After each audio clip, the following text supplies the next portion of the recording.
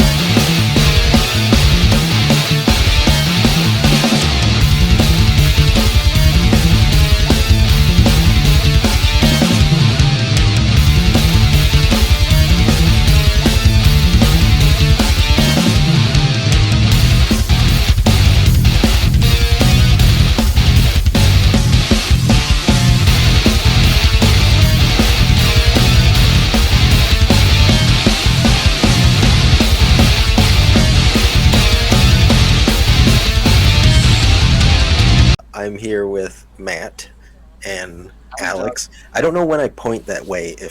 No, because I'm in between you guys, right? So with the image, you're below both of us, but I am. Yeah. So I'm that over here. so where your right hand is, that's Alex, and I'm where your left hand is. Yeah. I'm above your All left hand. Yeah, it's switcheroony down this. I don't know why. Is Alex. it flipped on you? Is it flipped on you? I don't know. I'll don't know. flip you, sir. We're a professional podcast. We know what we're doing. Anyways, we're back with, I guess, is a special episode. It's an episode that here's the thing is, we don't always have to attribute the two movie thing. I mean, this is a movie that's 4 hours and 2 minutes long. I guess I would consider this more of like a deep dive because there's more about this movie than to this movie, really.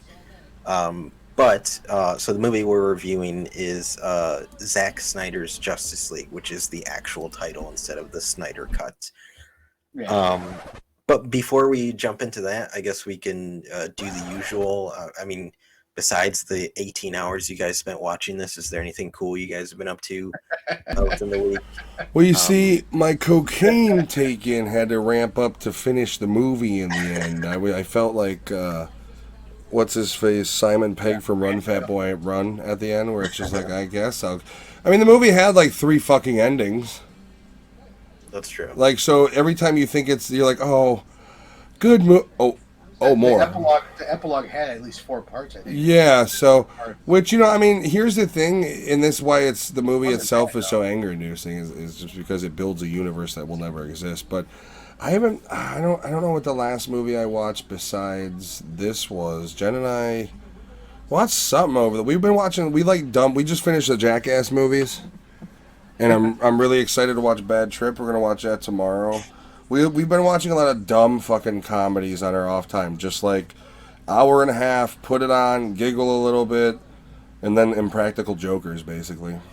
Have you seen Bad Grandpa or the Action Park movie? That's what Bad Trip is in the same thing.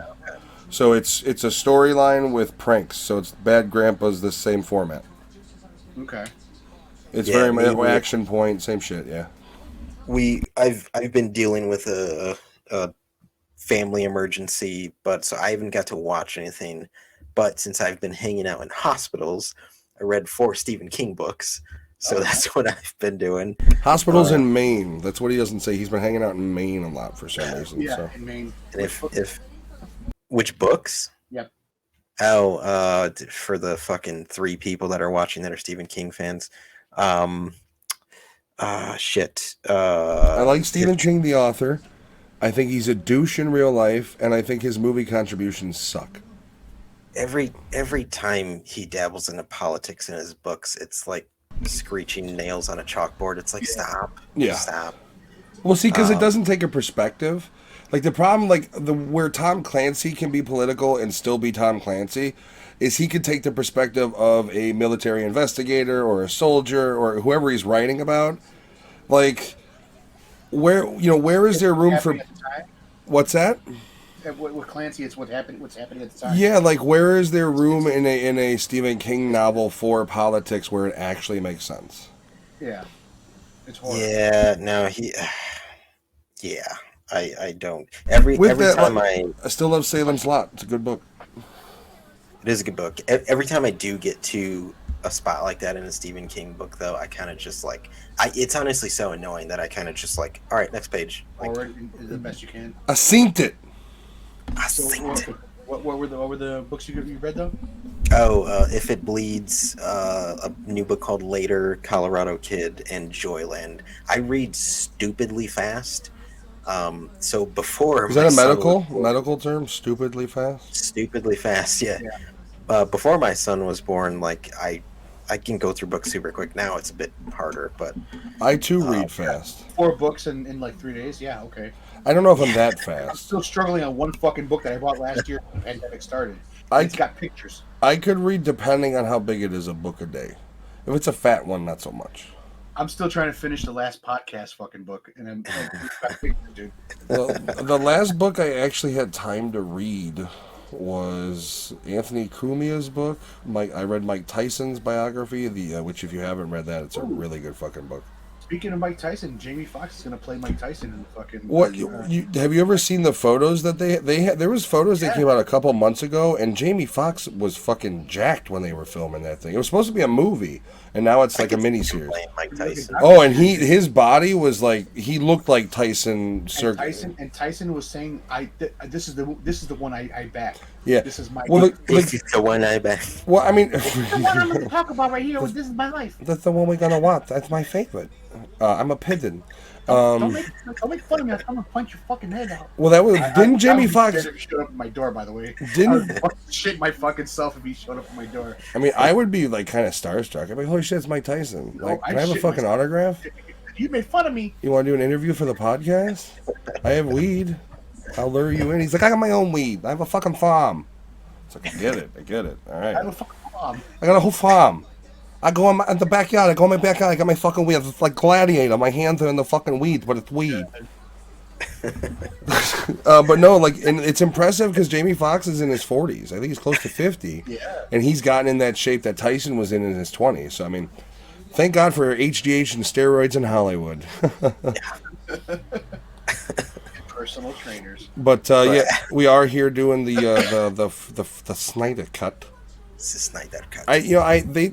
They really just need to label the Whedon Cut the garbage piece of shit trash pile instead of the Whedon Cut. My opinion. Alex, what about you? What have you been up to? I've been watching a fucking lot of Discovery Plus.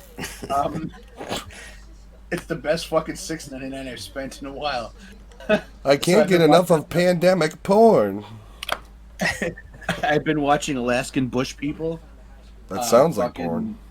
Yeah, Naked and Afraid. Once again, sounds like porn. Yeah. Thanks, Discovery. And Dirty Jobs. Once again, sounds like porn. Man. Wow, that really does sound like the porn trifecta. Dirty Jobs, Naked and Afraid, and Alaskan Bush People. Unwrapped. That's the trilogy. That's the fucking cinema. What is Unwrapped? Oh, dude, it's where they go behind the scenes of like candy factories and it's so cool. Yeah, it's Mark what? Mark Harmon. Summers. No, Mark Summers. He literally does the voiceover and these little like clips in between of like, have you ever had a cinnamon stick? And then it's like goes into the factory and it shows how this shit was made, but like a lot of it is it starts taffy. Yeah, it's like you want to learn how here's carnival treats and he's like, you ever have a box of Junior Mints? Haha. And then it goes to them fucking making Junior Mints. I love that show. I double dare you to do this. No. Challenge. That's a different show. Oh. So it's also in that wheelhouse, but I used to watch How It's Made all the time. It's how it's made for food, basically. No, there's 22 seasons. There's got to be more. I would imagine they have How It's Made broccoli. Just a bunch of Spanish dudes. It's fucking hot. Oh, let's camera pan away. Those shows are weirdly relaxing for some reason. Dude, they're amazing. And like I love it when it's like we're going to see how hard candy's made and it's showing the rolling with the different colors and then the freezers they go into and the ovens. It's really cool. Like all the people in the 90s that have like the big puffy white hats to protect their hair instead of like the slimline nets they have nowadays. It's great. The ones that have beards like ours. Yeah. Yeah, it's like it makes them look like the Ku Klux Klan at some point, where they've got the fucking hood. They use like the medical grade robes back then, and all she's doing is shuffling fucking raisinets down a belt. It's great. By the way, the How It's Made guy, that fucking voiceover that he does is so fucking calming. Something about you that fucking relaxes you while you're watching. Dude, he could literally be torturing you to death, and it's like, and this is when I take the nail and put it in your hand. It's like, oh, okay, I got you, buddy. Oh, you were so nice a second ago. You tricked me. You son of a bitch in your calming voice. This is when I punch you really fucking hard. Oh, you got me again. All right, so obviously we're only reviewing one movie tonight, but there's a discussion I'd like to have before we get into that movie. Surprise! We're reviewing all the Batman. But first, because it's comic book bullshit, I thought it'd be cool to, like, Matt, I know your favorite superhero is probably the Punisher. That's fair to say. Super villain. You know, I really like Magneto. Okay, I can see that. If you're talking Marvel Universe, see, I don't know, man. Like, well, now it's Marvel, but I'm talking also movie universe. Like, in the comic books, yeah, Magneto was always my, like, I also used to, as a fat kid, used to like the Blob.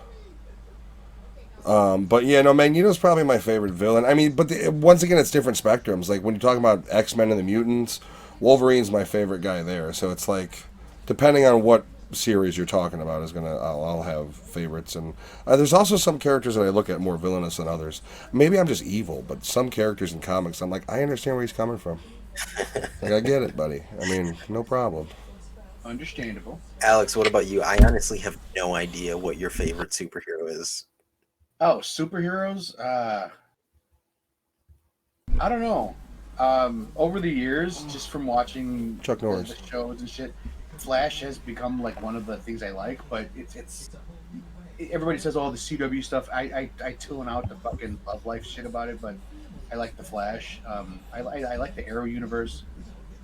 But Batman was one of the big things, and fucking Joker's my favorite villain. Oh yeah, Joker. Yeah, I gotta agree. I do love me some Joker. But from Marvel, I like Nightcrawler as far as Kurt Wagner. A hero, but Nightcrawler really wasn't big from the stuff that I've seen of him. And Captain America was another one that was a like a popular thing, but it wasn't really that I loved him. Yeah, I was able to follow.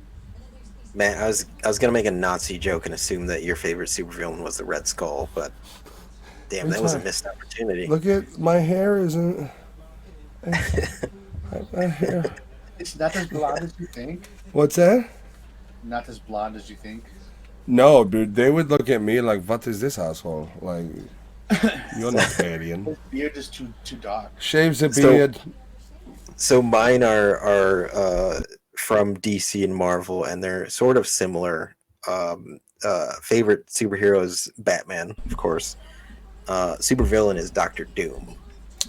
Yeah. See, the problem is it's a huge spectrum, but you also, I feel like there needs to be separation. Like, who's your favorite movie hero and villain, and who's your favorite comic hero and villain? Because, like, not only that, but the different dimensions they have as well. Like, there's Deadpool. You literally have a Deadpool kills the Marvel universe, so it's like real easy to say, yeah, I really like Deadpool, but Deadpool's also a combination of Wolverine and this and that. So I don't know. That's a hard question to pinpoint. You also have like Marvel zombies, where every fucking Marvel character gets turned into a zombie. Well, then you have like the traditional Punisher shit versus the Punisher Max graphic novels, which is an entirely different, more violent tone. Which Punisher, for me, I do love the Max novels the most because they are really fucking gritty, really violent, and it really shows like that, the Punisher that you want to see. I don't know. That's a really hard question, to be honest. Yeah, and so I guess another question, a quick thought I had would be like who you guys would want to see, what actor you'd want to see in a role as a superhero, or like what superhero IP you'd want a specific director to do. And in my head, like one that I think of, because I like, I don't know if you guys had seen the show Legion on FX. I've seen a couple while back. episodes, but I haven't followed Yes, it. I saw that. Yeah, saw the so- first, and I couldn't finish it. So Dan Stevens plays the character of Legion, Magneto's son. And I thought it would be cool if they did a movie. You can keep Dan Stevens, but it has to be very like weird horror oriented. So in my head, I'm like Ari Aster or like someone crazy like that. But and then like Matt, we were talking. I think was it last week? Like who the hell else could be a Punisher? Like. Well, see, and that's the thing is like we spoke about, like I said last week, is like you can. There's guys out there that could work, like like a Tom Hardy, but the problem with that is those guys are all short, and it's not dogging them, but they're smaller dudes. So it's like, in my opinion, Punisher needs to be a dude who's like 6'1", 6'2", pretty well built. Like he doesn't have to be Schwarzenegger, but he needs to be bigger than fucking Ray Stevens. Like Ray Stevens was like Steven Seagal circa 1991. He didn't even look like he fucking worked out at all. And that's a problem for me, because, like, maybe it's just me feeding into the superhero culture of, like, my need to be ripped, but, like, Punisher was always a built, jacked fucking, doesn't have superhero powers, is just a rough shit motherfucker, and Ray Stevens didn't fit that, which is, like, that movie wasn't bad, but he was the worst part about it, because he just didn't fit the fucking role. And the cheesy fucking digital blood they used. But it's a really hard thing, because when you think, like, for me... And the problem with it is like Frank Grillo would be great, but he's 5'9". Short. And the problem is you have guys like Chris Evans, who obviously you can't fucking use, and he's frankly too pretty for it, but his build and everything would perfectly work for it. There's just if you want to say fuck it and obviously skip like whatever the template is, which is like the white male dude. There's guys outside that spectrum. Jason Momoa would probably be a pretty good Punisher, frankly. Like if he can cut his fucking hair, we'll see. But like he would be an okay Punisher. Idris Elba would be an okay Punisher. Maybe they could CGI his hair out like they did with the mustache. If you want to do like an old retirement age, like I honestly, I said this last week, and some people probably think it's stupid. If Undertaker can act at all. Which I don't think he can, and I don't think he has aspirations. But if you get somebody like you have acting, and here's the thing: do we do a Punisher origin? Because now it's Marvel and they're redoing everything. It's going to probably be a fucking origin story. So you're going to need a younger, I'd say mid-30s is what you're looking for to cast. Chris Evans can't be in every fucking movie where you need a guy with muscles as great as he, or not Chris Evans, Chris Hemsworth as great as he is. So it's like too pretty. No, I think he would. Well, he's a pretty guy. Can he pull off? What about like Skarsgård? Tom Skarsgård. He'd really have to bulk up.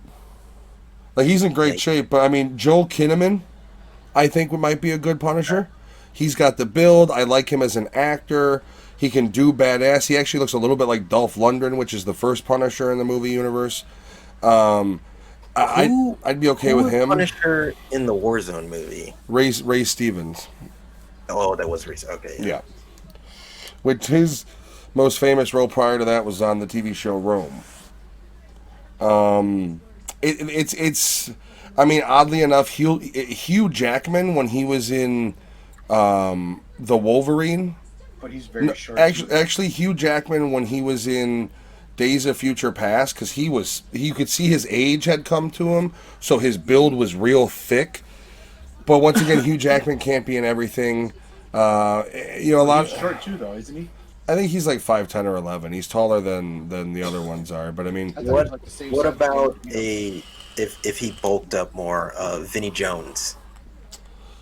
Too cockney, and I'm not saying that in a bad way, but I don't think Vinnie Jones can act his way out of a paper bag, let alone an American New York accent.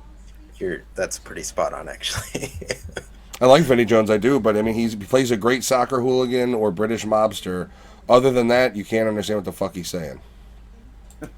It's hard, man. If we were talking like Arnold circa like early 90s, granted the movie wouldn't be that great, but there's also dudes that I really do wish Brandon Lee was alive for, because there's certain roles like I mean, it's there's certain roles that Brandon Lee Brandon Lee could have been John Wick. Yeah, Brandon easily. Lee could have been Tony Stark. Like there's these things where Well, if shit, he even if his dad was still alive, his dad could have had so many different roles. I mean, yeah, it would say the same thing. I mean, but Bruce Lee died tragically, but from an illness. Brandon Lee died tragically from a fuck up. So it's Yeah. the problem with that is you look at to me, like I say, a movie like John Wick to me says Brandon Lee all over it. And especially he'd be around the same age as Keanu is right now.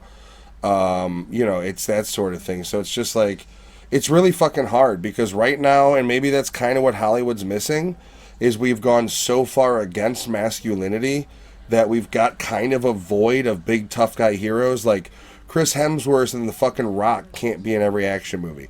Jason Statham can't be in every we don't have the iconic action guys, and the ones that we do have. Not really a great actor. I mean, Yeah, but he's a legit martial artist. Gotten. Legit martial artist I with know, pretty good but- fight scenes. Like I just watched the Expendables, and the first two were I still really like them because some of the it really is like they really were like we're making an '80s movie, guys. Let's have fun.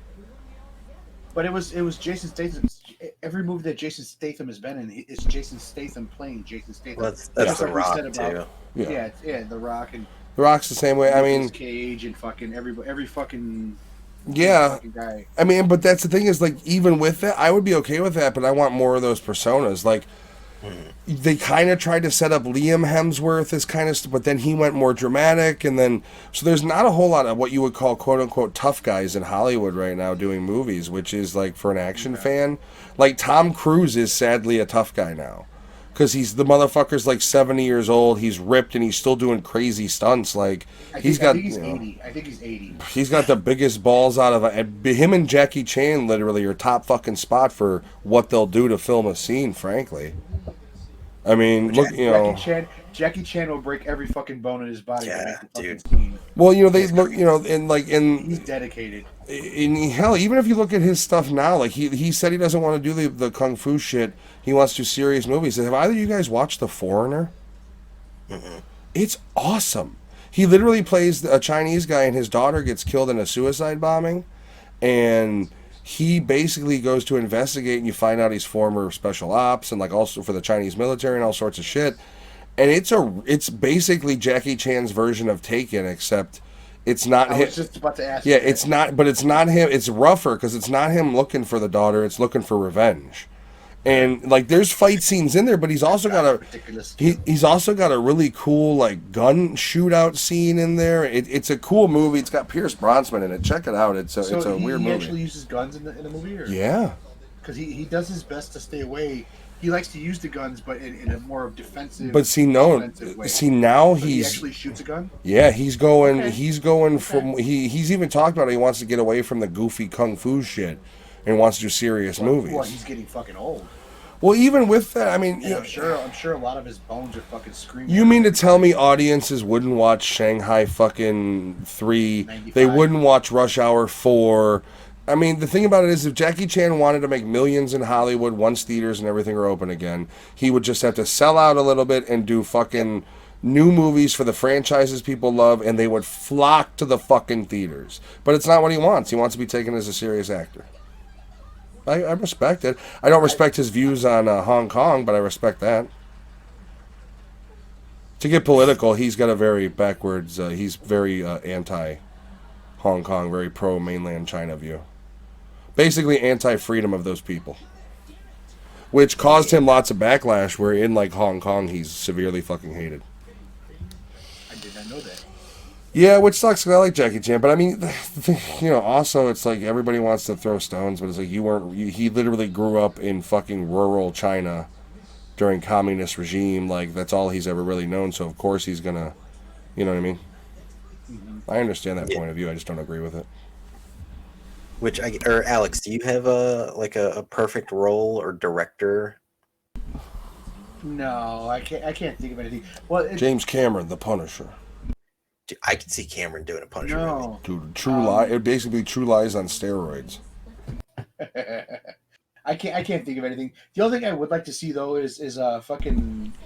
You guys were talking about it off of this screen, but Ezra Miller as a Flash, I liked him, and I would like to see fucking the movie actually kick off. I liked him. I am gonna miss liked Ray him. Fisher not being in it as Cyborg though, because their relationship at the end of the Snyder Cut's awesome. See, Yeah, and I'm the Cyborg opposite too.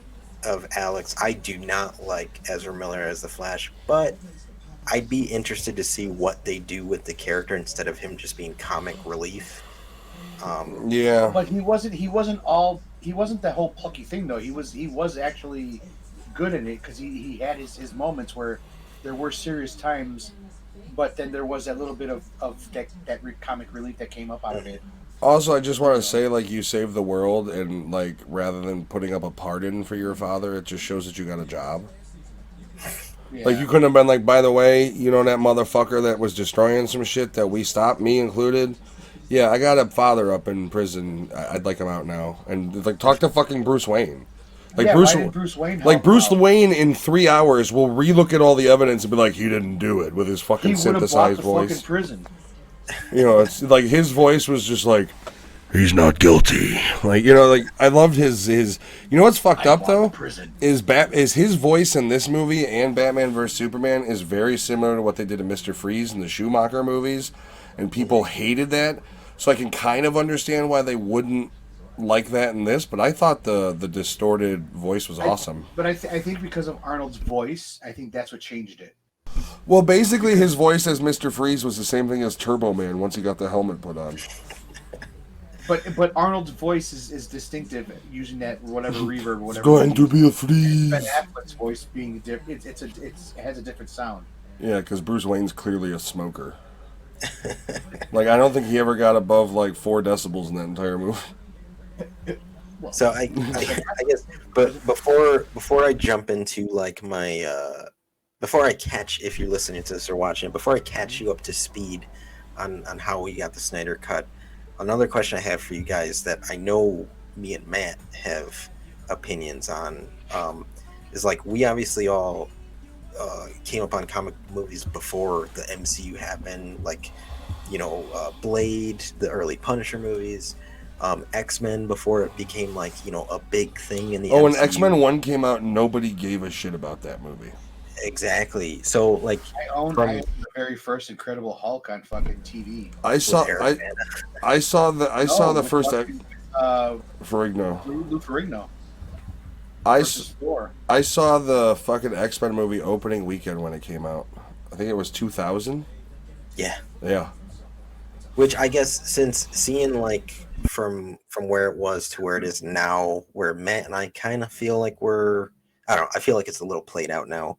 Like, what do you guys think about the state of comic book movies? Like, is everything kind of washed out? And granted, with the Snyder Cut, like shit needs to change. Like Marvel, for example, the Marvel movies in the last 5 years or so, they play it so safe, way too safe. And then you have movies like the X-Men movies before they shifted to Marvel, where they were kind of out there and had something going until they got to like Dark Phoenix and Apocalypse, where they had fucking Ivan Ooze as the villain. Here's the thing. Yes. Okay. But what people don't give Apocalypse credit for enough is it's a rough fucking movie. It is. Like, if you want a solid, fairly hardcore PG-13 X-Men movie, that's your best bet. But for me, in my opinion, the best X-Men product's X-Men 2. That's where you first get that whole scene where they invade the school and Wolverine first takes out that guy in the kitchen. I don't think people understand the power of or the chills it gave me as a kid in the theater when fucking, because nothing's happened. There's been no fighting yet. These guys are invading. You know, Freeze Boy's chilling his soda. And then this guy invades, there's gunfire, and then all of a sudden, at this point, Hugh Jackman knew how he was going to do it. The first one, he didn't. The first one, he said, I think they gave him a month to get in better shape. Like, it was just this. He knew the role, and he just lets out that fucking Wolverine yell, and he's got both claws into the guy up against the fridge. And that's where you really first see him do the quick pull out of the claws, and that's when he goes through the hallway fucking taking soldiers out. So it's like, number 2 to me, that's where you first see Stryker's Island, where Wolverine had I don't know. Number 2 is one of the best, in my opinion, comic book movies of all time. I love that movie. Yeah, and I mean, if I had to choose one actor that portrays their comic book character like the best, it's Hugh Jackman. I will Yeah. say, what's his face on Even as Daredevil Old Man did a Logan. really good fucking job Oh, too. yeah. Charlie Cox, yes. Yeah, like I like Yeah. Charlie Cox from other stuff, including Boardwalk Empire, but there's just something about how he portrays Matt Murdock that is just spot on. Fucking Kingpin was fucking really good in that. Yeah, Vincent D'Onofrio like take out the trash. Yeah, except that part. Dude, when we first watched that first season, every scene, like it would literally be a scene where he's just walking in his apartment, and I'd be like, "Oh, take out the goddamn trash," and it would just crack Jen up because she's like, "Please stop doing that. You're ruining the show for me." He was a really good Kingpin. Yeah, I think he should be adopted into the That actually movies. came to TV. They But need to I bring mean- him to the movie universe as Kingpin. Do you guys feel at least the Marvel movies, to me, in my opinion, are getting like really stale? They're stale as fuck, dude. I haven't like.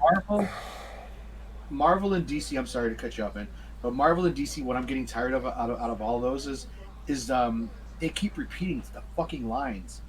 They have the same call lines or same whatever catchphrases, but they like DC. Yeah, it's formulaic. It just like This is one thing that DC does every time, even in the fucking TV and in the.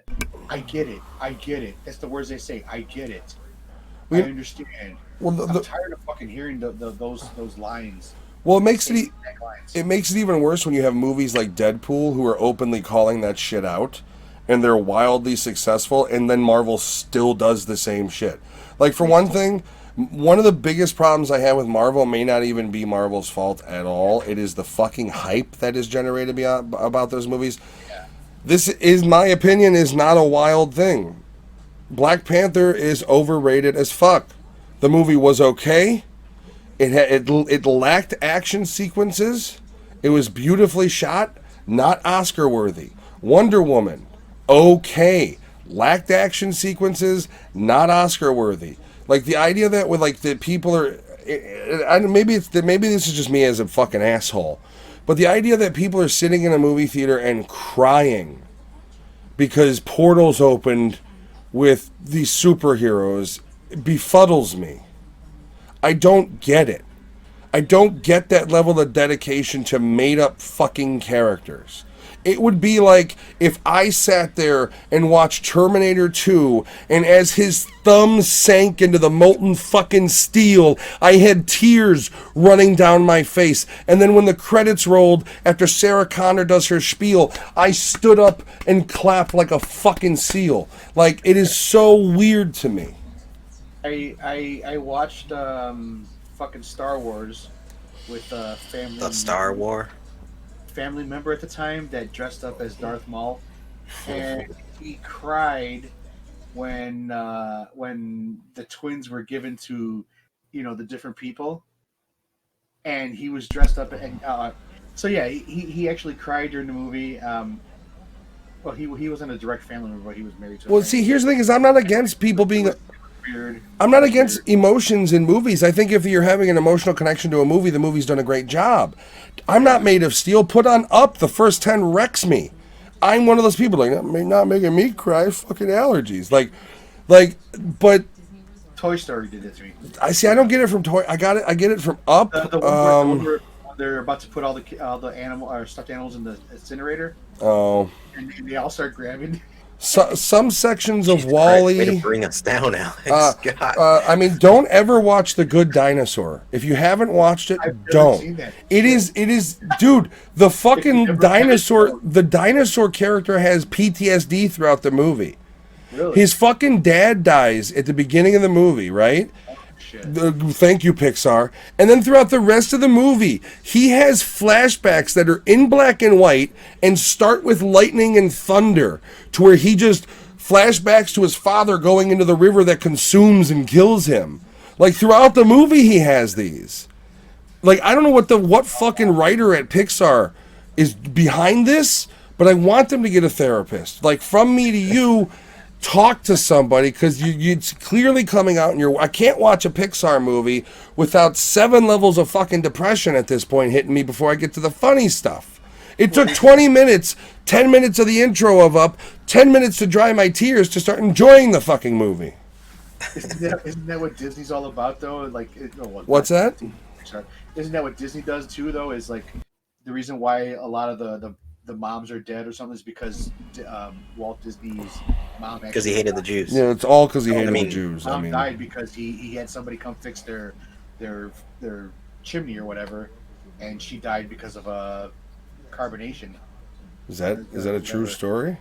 I believe that's what it is. We'd have to check it out and see, but I don't know, dude. Like, his mom died at an early age. I mean, Disney's the originator of it, where it's like, oh, haha, Bambi, mother's dead. You know what I mean? Like, that's Disney. So, like, but it's just Pixar found a new way. Kind of followed it. Pixar, like, and they find it in weird spots in their movies too. It's like, haha, happy go luck. Oh, I love my family so much. You know, where it's like you're literally, and I imagine if you're watching it with your daughters, like at those parts, you look over like, I should hug them. You know, like it's got, you know what I mean? Like, I don't know. Yeah, I forgot what we were even fucking talking about. So let's jump into the Snyder Cut. So I'm not going to do the usual spiel with the cast and all that. You know, if you haven't seen Justice League, I would some people would probably say don't watch it and watch this. I would say because this is a weird moment in cinema history, I would recommend watching the theatrical cut. I'm actually going to go back and watch the theatrical again now. Yeah. And watching this. Because before I get into this is a movie that should not exist. So no, Whedon cut should not fucking exist. Let me. I'm gonna catch you up to speed. What do you should not exist, though, Anthony? Because what do you mean? It's an anomaly. It's a product that was thrown away. It should not exist. Yeah, I agree with Lewis. It's weird. So he shouldn't have made it, or it's an abortion that survived. I will get into that. I will get into that. So, if you've seen Justice League or superhero movies, in general, Justice League is akin to Avengers. So I mean, you have your normal solo movies. Justice League is the big thing, and you got to remember that when this movie came out, a lot of Marvel fanboys felt that this movie wasn't deserved because there wasn't a bunch of movies leading up to it. But just to throw some numbers at you, so the budget for Justice League, the theatrical cut, was $300 million. Wasn't that with like 50 or 100 million of reshoots they did too? Yes. The budget for Avengers Endgame, which is obviously Avengers' biggest movie, was $356 million. Now that's just what they call marketing or anything, which is probably double that. Justice League made $657 million. 1.3 billion. Endgame made $2.7 billion. Jeez Louise. So Snyder's cut costs an additional $70 million. So for Warner Brothers to break even, they need to get 669,779 new HBO Max users or concurrent users for an extra month. Wait, how many? 4,669,779. I mean, that's not necessarily true because they are going to release it on Blu-ray and physical media. You'll be able to buy it digitally, so they're not. It's not all encompassed just in the streaming because you will have back end coming from those sales. It's not, but immediate investors are going to look at like, okay, what are we going to make quickly? Why do we do this Warner Brothers deal in the first place? Yeah, but I mean, you also gotta realize. I mean, 70 million is nothing for these streaming. 70 million is not much more than if not more than what the reshoots cost. So if they would have just funded the fucking movie he had made, it would have done better. Because everybody who watches this thing likes it. Every Marvel fanboy who said in the forums, "Oh, it's not gonna fucking be any different," likes the movie. Like the worst part of the movie is the aspect ratio. They've already been trending on Twitter about saying that this was the better movie. Well, I mean, it really does build the universe well too. And they're actually protesting, protesting WB. I hope it works. Bring back Zack Snyder. It would be awesome if they allowed him to come back and do his universe the way that he saw it. They did it for James Gunn and for Marvel Universe, right? Well, he got fired over a tweet though. That was cancel culture at its finest. Although he got canceled and came back, oddly enough. Well, he got canceled from Marvel, then went to DC. but then Marvel picked him back up. Oh, that's right. Yeah, you're right. So Yeah. he's doing what's it called? Star-Lord. Yeah, Guardians of the Galaxy Guardians of the 3. Galaxy. Guardians, yeah. Which is tied in with Thor and all that. This is the only time I'm going to read from a script that I wrote that I spliced together from sites. So Zack Snyder, he's hired by DC.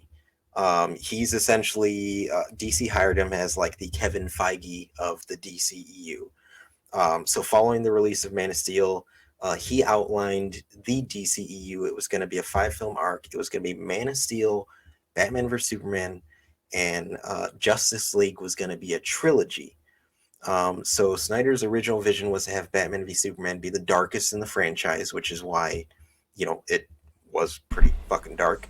Awesome. And then he was going to have the following films get lighter in tone as they go. So Snyder and the screenwriter Chris Terrio, they rewrote Justice League after turning in a script to be a lot lighter. Now Warner Brothers, they saw Snyder's efforts in trying to lighten the tone, so they greenlit it. They wanted to go with it. However, after he rewrote it, they were unhappy and considered it unwatchable. So a lot of people like to throw everything on Joss, but this is where the fuckery comes in. So after disapproving of Snyder's direction, Warner Brothers hired Joss Whedon. Now at this point, Snyder isn't off; they're both working in tandem. So they hired Whedon to rewrite the script and help with extensive reshoots. And it's funny. One of you guys had pointed out to me that one of the Warner executives said they hated the film. Yeah. The funny thing is, they all wanted it, which I call bullshit on them hating it. They didn't want the movie. They wanted Whedon. Let's be real. They didn't want the film. They put out whatever and here's where I'm going to maybe disagree with you a little bit, even though I don't know the full facts. I would want to know how much control Whedon was given. Because if they can say, oh, Snyder Cut's unwatchable, but if they told Whedon, hey man, you're our guy now, do what you need to do, and he went in and he scrapped the footage and he cut character shit and he changed scenes, that shit's still on him. Yeah, so I also have info on that. So Warner Brothers CEO Kevin Tushihara, he's Kevin Fuckface, that's his name. Kevin Fuckface. So Kevin he told Snyder that the film could not be no longer than 2 hours. Also, even Marvel's Warner breaking Brothers, Warner Brothers decided not to push back the release dates so that the executives can keep their fucking bonuses. So the whole movie was filled with fuckery along the way. And rush. And also, you got to remember that AT&T was facing a merger, so they just wanted to get this thing out. So Snyder was expected to film the scenes that Whedon rewrote. So Snyder still has control, but Whedon's rewriting it. And they were working together to meet Warner Brothers' request. And that's when Snyder's daughter, unfortunately, Autumn Snyder, she was, I believe, 20, she committed suicide. That was in March 2017. So his daughter dies. Snyder continues to work on Justice League for about 2 months before stepping down in May. His wife, Deborah Snyder, who's the producer, she also leaves the project. So at this point, Whedon assumes full control of the production, although Snyder did get the directorial credit. Whedon added nearly 80 pages to the script, and Warner estimates that Whedon's cut only used 10% of the footage Snyder shot. That's on Whedon. Wow. 10%. That's on Whedon. Wow. We can blame the fuckery on the business end, on the execs. The movie being shitty is on Whedon. He basically copied his own Avengers formula and made a shitfest of a movie. Whedon's a cunt. Oh yeah. So here, I'll try to power through the rest. But composer Tom Hokenberg completed the full film for the score, and they fucking replaced it with Danny Elfman. I like Danny Elfman though. More fuckery. So the scenes that Whedon wrote or reshot for the theatrical cut featured a brighter tone and more humor. And a shitty-looking upper lip. And reduced level of violence seen in Snyder's darker direction. Which I love the blood in this version, by the way. Oh, yeah.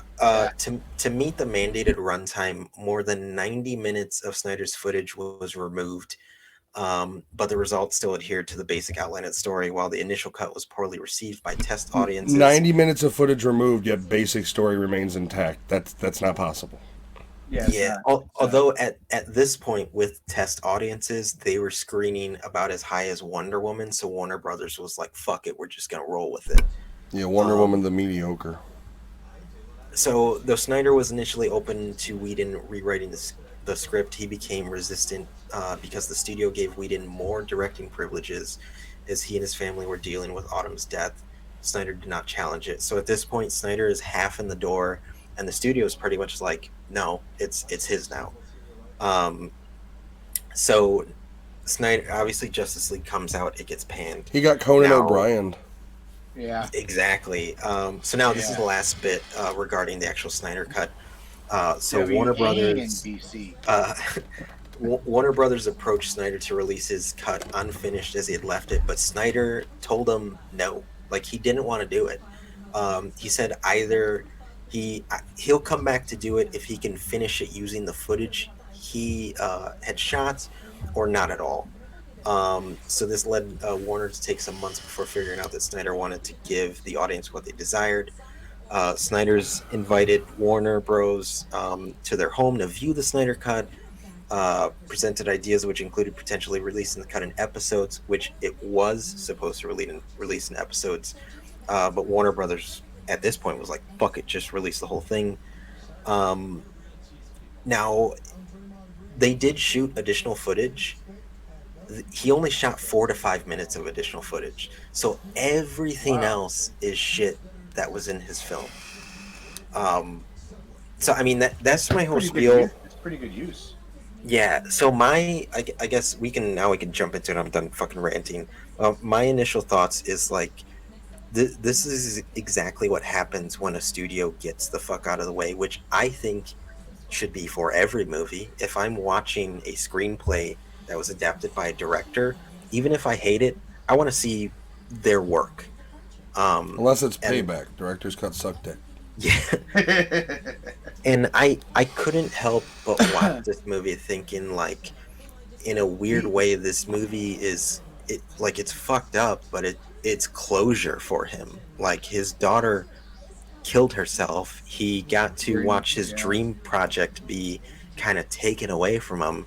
And ruined. And yeah, and that's why I say this movie should not exist, because I love this movie. I like Zack Snyder.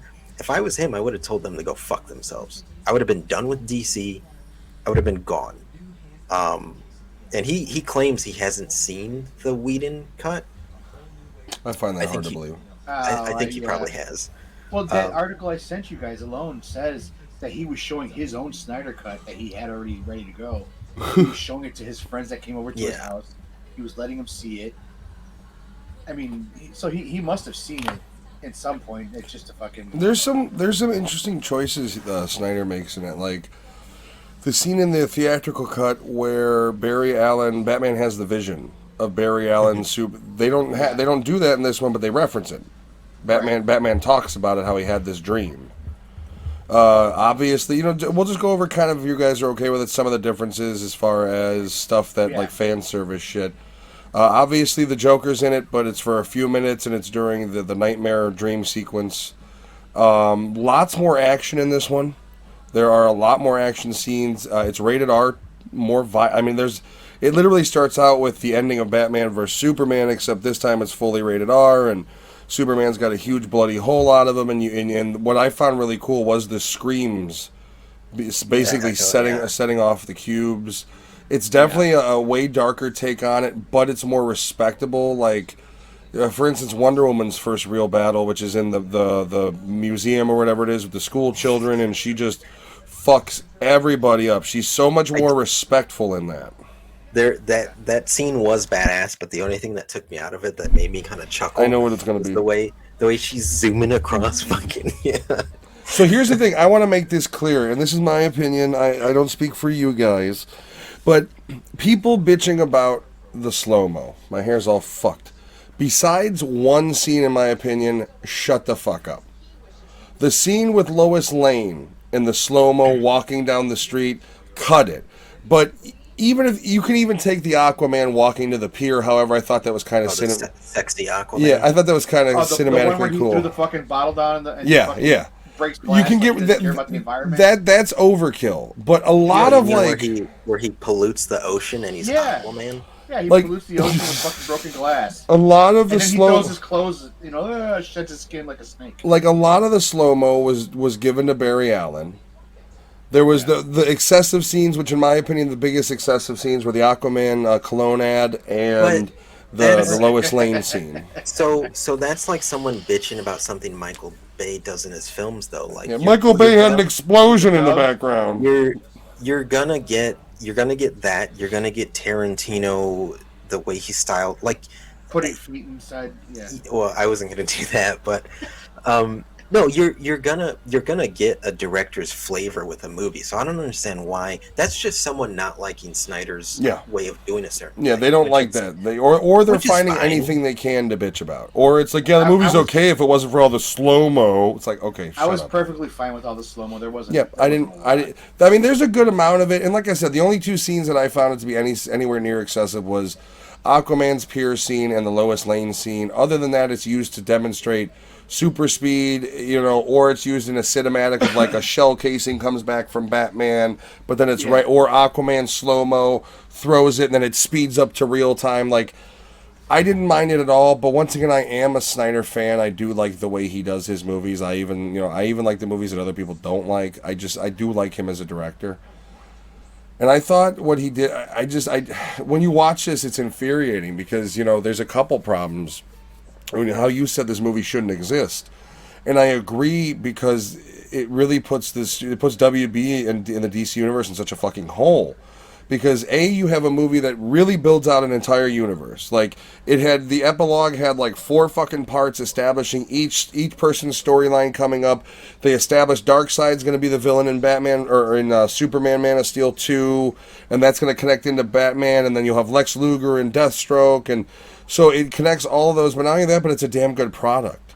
So now you have this damn good product that was made, and you release the shit fest you already released, and it's almost like your quarterback, that's your guy. Those interceptions, nothing but interceptions, but that's your guy.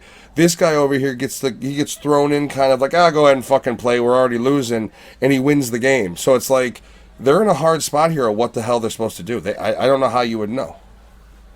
So you saying it builds a universe makes me think of Shay actually watched this movie with me, my wife, and I was telling her because she just commented, she's like, "Man, it looks so good." Like she's like, "I actually understand what's going on." And I'm like, "Well, for one, you've been watching this for 4 fucking hours." Yeah, you better.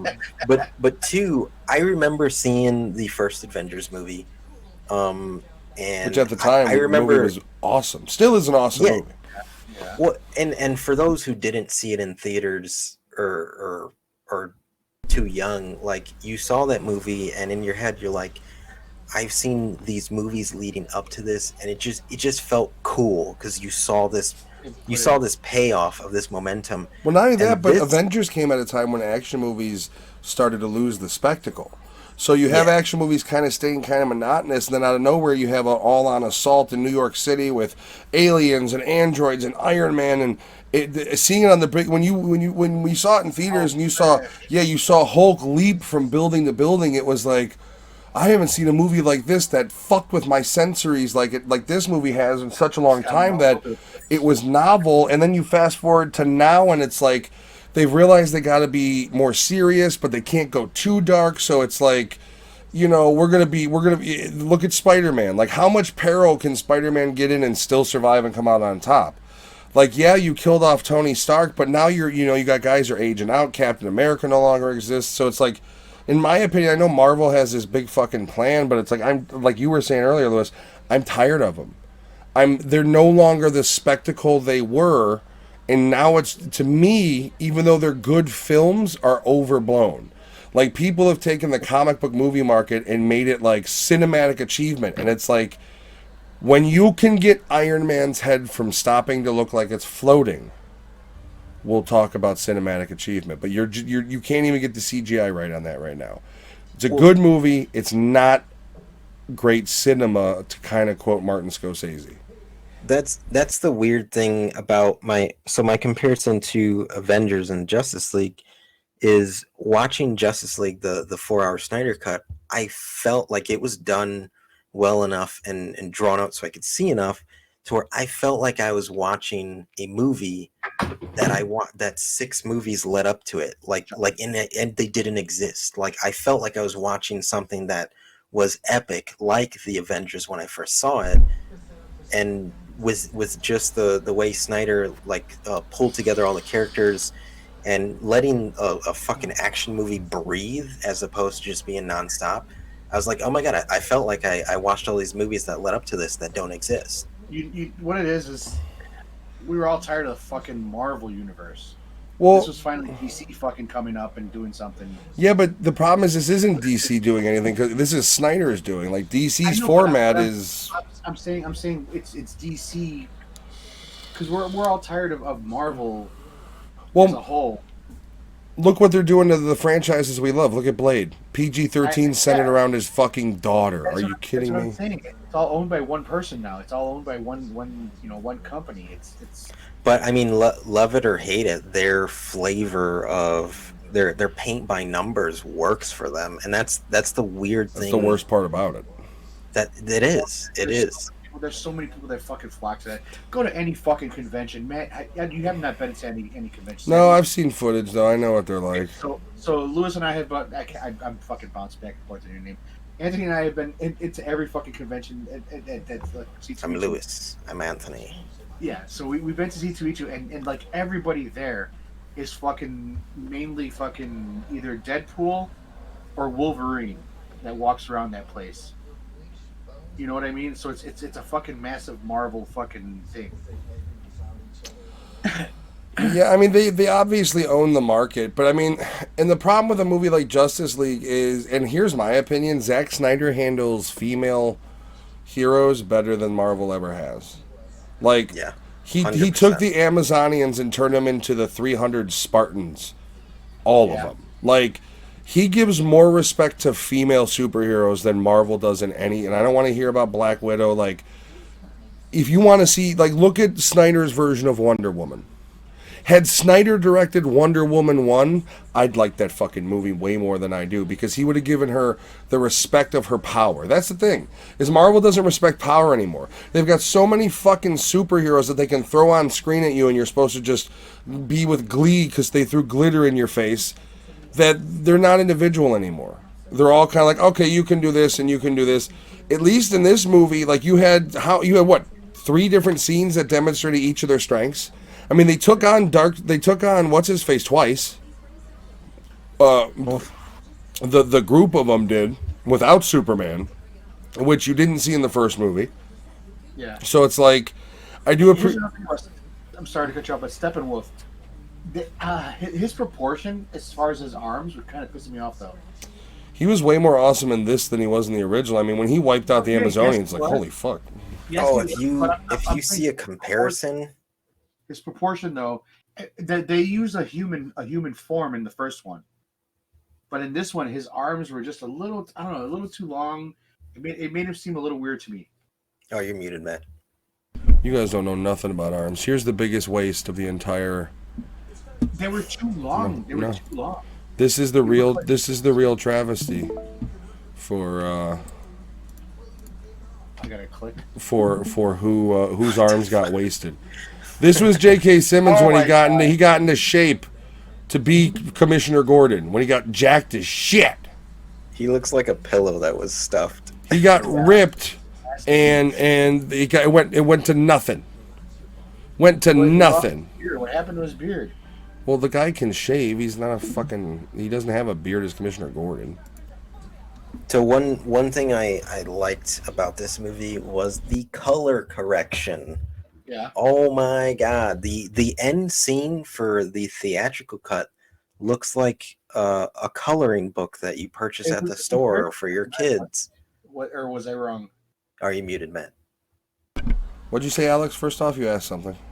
No, I was asking if it was very bright red in the first Justice League, right? Well, it was a whole red filter throughout the whole thing. Yeah. So that was Joss. Was the red dome a psych out? was that Snyder's psych out of like, here's your red, and then it dissipates right as the action starts because they bring it down? Was that like a fuck you Whedon by Snyder? I don't know. Because if you look at it, the red dome goes up midway through the movie, and then as they're approaching, you start to see that red fucking filter from the original, and then right as the action picks up where Batman's driving into the actual town, that force field gets brought down, and the red dissipates. I think that was a fuck you to Whedon's whole red tint. Personally. They did also remove the stupid like family being pushed by Yeah, a I was car. so happy that happened. I'm glad they didn't show that family. Well, being there. also them working together was much more natural. Like Yeah. the scene between Aquaman and Fisher when they're in the sky, or I'm sorry, Cyborg, when he picks him up in midair, is much more natural. Like, I hate cringe moments. I watched both of the Expendables recently, and one of the hardest parts to watch in that fucking movie is Stallone's stupid, like, forced fist bump he's doing with Statham every 5 seconds. It's so cringy. I hate that shit. Expendable movies, I'm sorry. You need to watch number 1 and 2. The third one's whatever. What do you have against them? I don't know. It's just I feel like you're saying the forced. I feel like I'm being forced to watch. You don't want all that machismo. Do you not like awesome action movies? You watch the Lewis or what? I've seen the first one. What's wrong with you guys? You guys Was are it like awesome? Like Matt's just describing. Was it awesome? it's a pretty good action Or movie, yeah. was it- The second one's It was good better. at the time. The second Okay, one's so- better. All right, so everybody has their different opinions on those. Yeah, but you haven't even seen them, so you don't get to give an opinion on the movie. I didn't say I did. Opinions are reserved for people who actually tried the product. I just said that I don't know what I want to see about it. I don't know. Well, I asked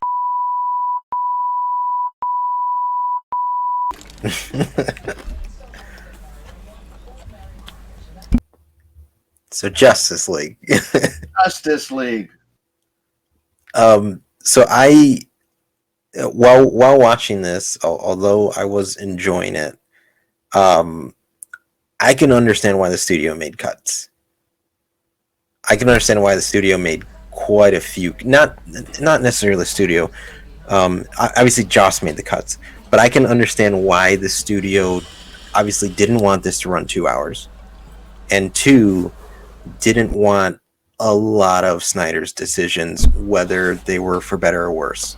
What didn't he say that he could make the movie in 2 hours that would progress the story, but it wouldn't progress all the characters that they wanted to introduce.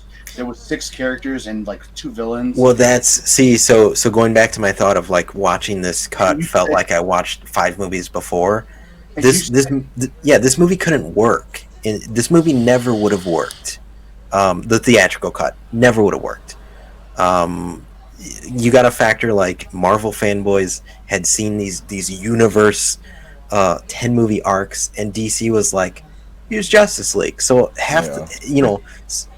But you said there was supposed to be 3 movies. At that. Yes. trilogy, yeah. Yes. So it would have introduced all those characters in 3 movies. Yeah, so what would have happened was something similar to this movie. Darkseid coming to Earth, Batman dying, Superman having a son that takes over the mantle of Batman.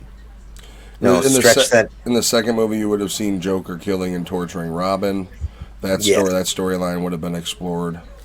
But I do also think, I love Zack Snyder, but I think him doing obviously the first version of Justice League, I feel like he was a little too ambitious with what he wanted to do.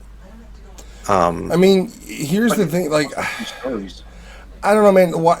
Why are we going for under 2 hours though? Like, that's studio fuckery. Like, why are we? What is this 2 hour fucking? What Harry Potter movie is under 2 hours long, and how successful are those? Shit, how Also, long? just movies. Yeah, movies in the modern era. Like, who does under 2 hour movies these days? Wasn't Dune fucking 3 hours long? Oh yeah, I mean, I think so. Yeah. like even Mad Max. Like, how many Oscar winners are over 2 hours long? Like, let's be, you know what I mean? Like, I don't understand a lot. Like, I don't get that at all. For one thing, like, Snyder could have condensed this to a 3 hour film, a 2 hour and 45-minute film, and still made it work.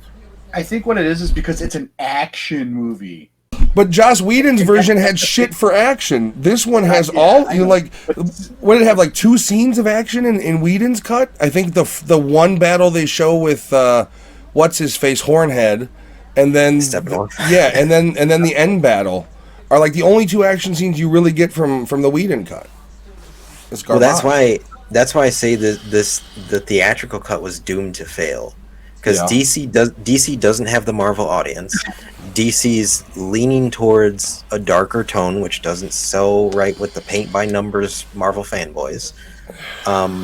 This movie was doomed to fail, and that's why this cut now shouldn't exist. But like, it's proof that, you know, let these dudes do what they want to do, and you get a product like this that makes the studio look like fucking idiots. Here's the thing: if you're not going to commit to the director's vision, or the guy who's spearheading his vision that he's laid out for you, then don't do the project in the beginning.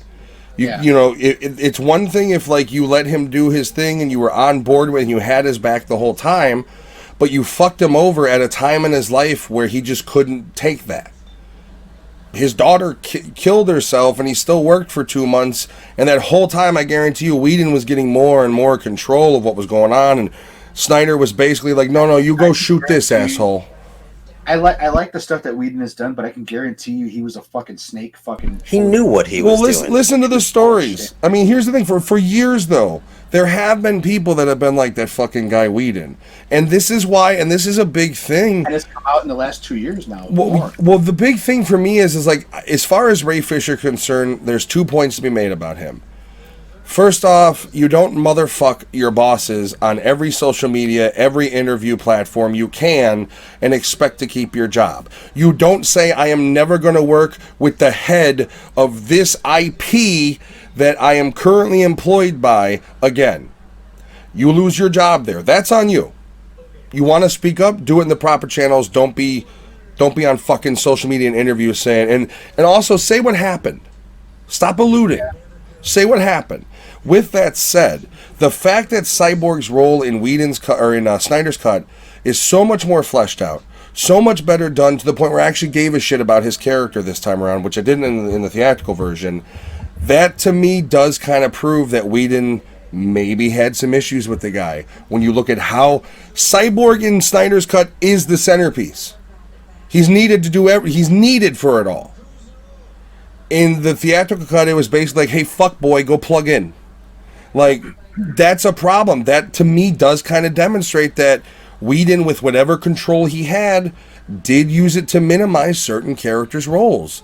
You can say it's under the guise of cutting, but when you've got a guy like Fisher out there saying, no, he belittled me, he fucked with me, he diminished my role, I question how much validity it has now. And then you have everybody else coming out about Whedon with his other shit, but at this point, is Fisher a dick? He didn't do his shit properly, but he's a young guy. Can we blame him for being angry, for being a role of a lifetime, being fucked out of?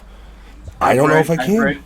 I've read articles where Whedon actually made males and females both cry on fucking set. Oh, he's known for that with Buffy. There's 3 or 4 have at least come out and said that. And yeah. Like, he's a piece of shit, dude. He's just, as a person, he's garbage. I might be mean, but I don't have sympathy for people who actors cry over other people. No. With that said, the reason why I'm okay with Whedon getting what he fucking deserves is because he's one of those people that on Twitter he loved cancel culture. He was on Twitter running his mouth about canceling this person and canceling that person, and you know he was Mr. Champion for women's rights, and here he is behind the scenes treating his actresses like pieces of shit. I don't like that. You want to be the face of a cause, and you want to curse, and you want to call people because they voted for somebody Nazis and pieces of shit. Your backyard better be real fucking clean. And it comes to find out, he's had decades of mistreatment of people, men, women, everything. The fucker needs to go away. Like, I'm tired of Whedon. I love Firefly. I hate the cunt who made it. Plain and simple. I like Firefly, but it's a bit overrated. Have you watched it recently? Because I was starting to feel that way. Then I watched it. I have it on Vudu, and I watched it again. I don't know, man. Considering it's a fucking Fox TV show, If it was given a second season. Like that, yeah. And then, well, the movie, the movie Serenity does kind of fill in some of the blanks of like you get to see the Reapers and shit. But I don't know, man. The writing was on point. The acting was great. There was just something the chemistry of the cast had. It wasn't just weed, and it was a whole bunch of ingredients that just made a really good product. And you'll never recapture that. People have aged out of being able to play those characters as far as just the mentality it takes. So. And also, they killed off half the fucking people in the movie. But, Leaf on the wind. Where the fuck do you go from there? You murdered, priest. And I've looked up reviews. Snyder Cut's been getting a bunch of good reviews. But like if you look at the people who didn't like the movie, they still don't like it. Yeah. If you look at the people who like the movie, they like it more. And I think a review of this movie should not be like, is the movie better? The review should be reviewing the studio and Joss, because it's weird. I hope other movies don't follow this route. Like, I hope the studio meddling stops and directors get to direct. That'll never happen because these are giant IPs. But it's already been proven that it's never going to stop with PG-13 Blade. It's already been proven that they're not listening to anybody but their fucking pockets and how many people they think they can get into the theater. Disney, by the way. Just so. Yeah. Yeah. Well, Disney. My problems with Disney are well known. Yeah. But that's why my question earlier, like, what do you guys think of the state of comic book movies? Because this is weird. Like, this is like, well, this cut of the movie was like all of the fucking comic book movies standing in a circle, and Zack Snyder just came and pissed in the circle and left and was like, see ya. Like, this is a giant FU to well, he left them with a serious problem on their hands now. It's a fucking sinkhole that's in their backyard that's going to swallow up millions of dollars they've spent. This opened up a door for him, though, I think, because there's all those other comic books that don't have fucking contracts with these fucking big fucking companies. See, but he might have work. He might have work to fucking find something to. So he's said that he's essentially done with DC. Okay. I don't. Maybe they'll back up a money truck. If I was him, I'd be done and walk away. Like, I'd be done. The studio burned him. Warner Brothers burned him. Fucking the head of DC. All of them like threw him out to dry. So you know Image. Image, is that part of DC or no? No, Image Comics is his own imprint. Okay. Imagine if Image fucking found a way to fucking get, Zack Snyder to fucking do something for them for half the fucking comics that they have to come out. Yeah, with the movie line. But even that's weird because Snyder's now, he's this guy where it's like, it's almost like if you work with Snyder now, like, is it implied that like you let him do what the fuck he wants? Like, he's even in a weird area now too. You see, I disagree with you on that only because he's got that zombie movie coming. Here's the thing. Snyder has now moved into full control of his production, and I say that because his zombie movie is the first movie he's ever actually been the director of cinematography as well as a director on. First time. So what he's doing, I think more or less, is if he's bringing a movie to a studio like a Netflix, he's saying, this is my vision, this is what I'm doing, anything hire me, yep. Or go hire me, or I will bring this I will bring it to Amazon, I will bring it to Hulu, I don't give a fuck, I'll go to Paramount, somebody will make this movie, if you want it, this is what I'm doing. And that's the only way he should work from now on.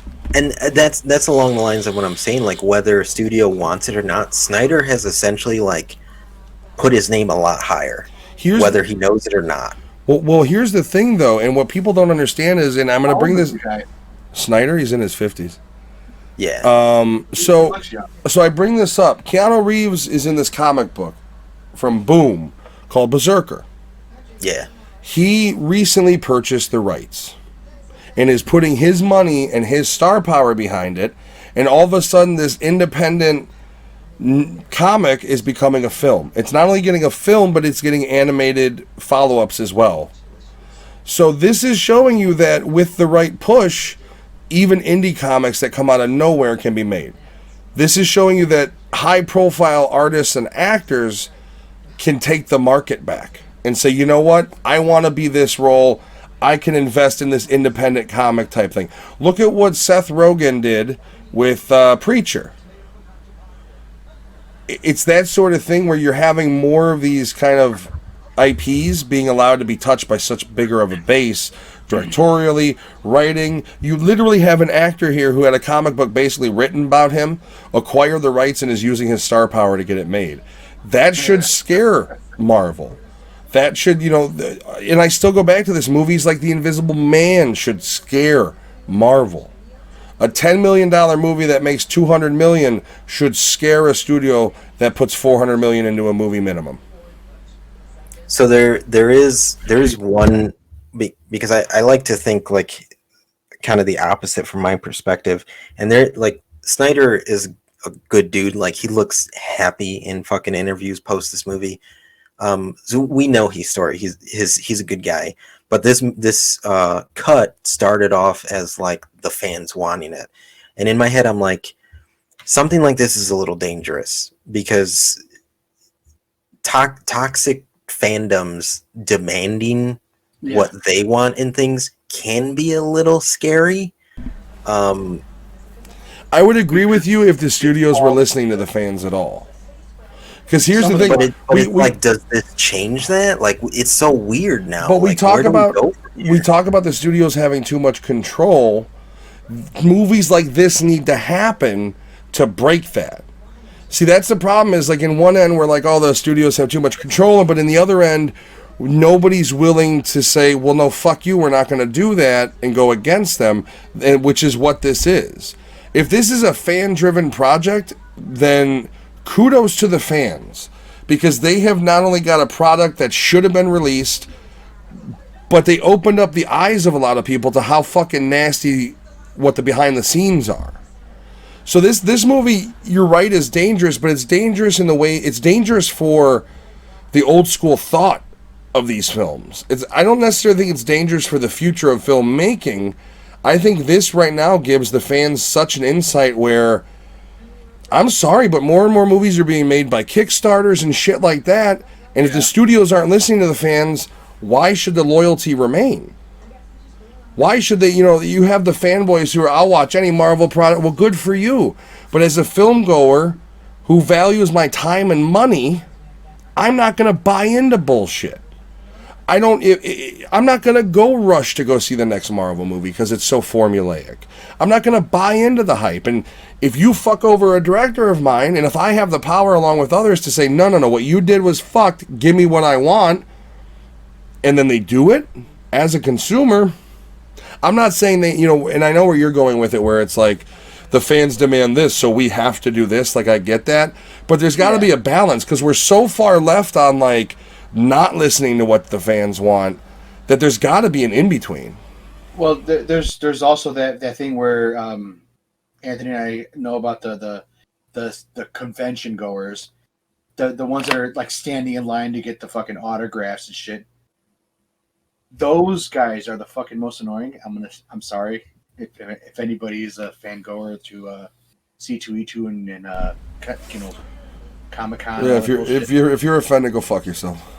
Yeah, those guys are the ones that fucking piss me off even more, because I've gotten pushed by these people to fucking get an autograph when I'm just standing there, and I'm like, dude, you got a fucking carry case and you're gonna get like fucking 95 autographs.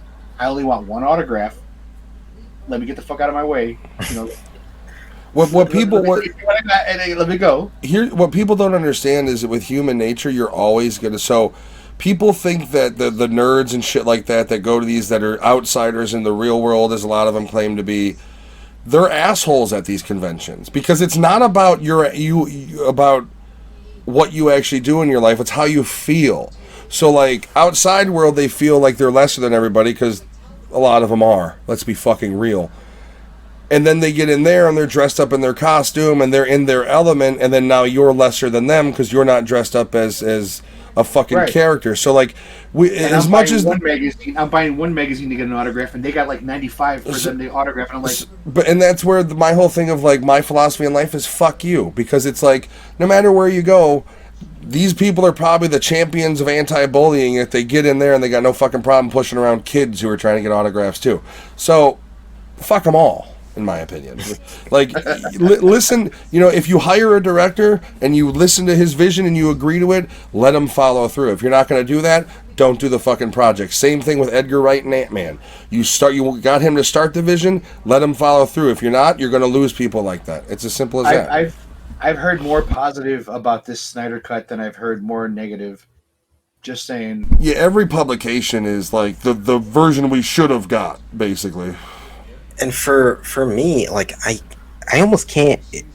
And me personally, I can't compare this to the theatrical. They're two different movies. Absolutely. Yeah. They're different movies. Yep. So some of these reviews where they're like, compared to the other movie, we review it this. It's like, no, you watched a different fucking movie. Yep. You watched the continuation of Batman vs. Superman. The other one was a lone wolf. That's the truth of it. Exactly. And speaking of BVS, the Dawn of Justice edition is rated R.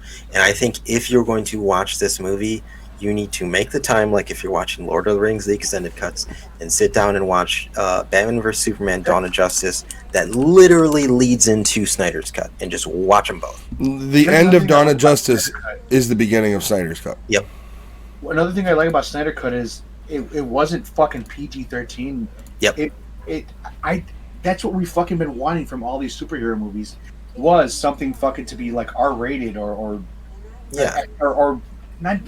PG-13 is not what I want to see, but R-rated is what I want to fucking see out of these things, because when you're reading the comics, that's what you're fucking reading. Yeah, well, Marvel fanboys would be like, that doesn't happen in Marvel comics. Well, if you read real comics like DC comics, that shit happens all the time.